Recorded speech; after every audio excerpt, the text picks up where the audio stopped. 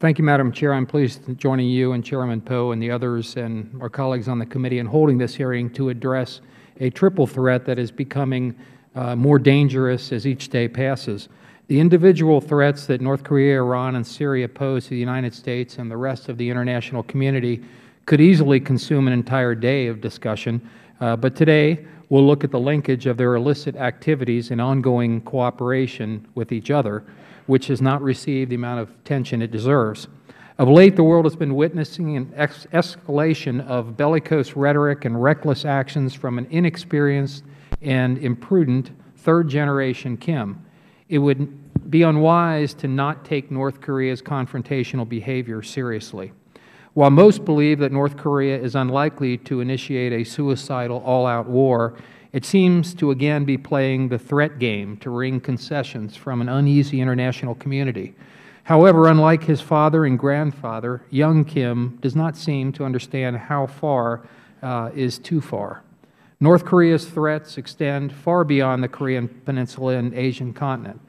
North Korea has positioned itself squarely within the circle of rogue regimes, a one-stop shop for missile and nuclear materials and technology.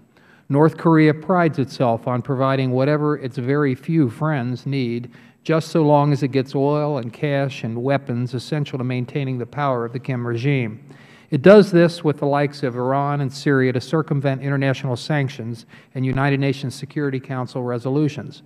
Other countries, among them Egypt, Libya, Yemen, Pakistan, and Iraq, have also been patrons of North Korean black market weapons deals. It's no secret that the Syrian nuclear facility destroyed by Israel in 2007 was built with the assistance of North Korea and modeled after North Korea's Yongbyon nuclear reactor.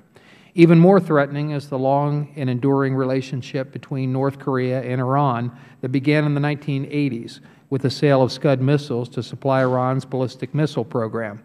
Over the course of the past few decades, the linkage has not received the attention it deserved, perhaps until now, that is. Following the test of North Korea's third nuclear bomb in February, it was suggested that Iran had, in some manner, sponsored the nuclear weapon. This followed a scientific and technology accord that North Korea and Iran signed in September of 2012, which is aimed at, quote, strengthening bilateral ties, expanding cooperation, and boosting the anti-hegemonic front, unquote. The nuclear test also underlined another harsh reality, that North Korea's weapons and capabilities are more advanced than Iran's. This highlights, I think, the tremendous failure of the Obama administration's policy, or lack thereof, for dealing with North Korea today.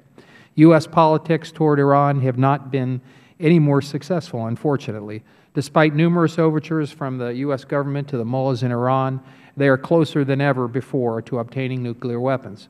I think it is hardly a coincidence that all the while North Korea is creating such international anxiety, Iran enters into another round of talks with world leaders to supposedly limit its nuclear program that ends in a stalemate and is followed by Iran's announcement of 2 nuclear-related projects that will expand its ability to extract and process uranium.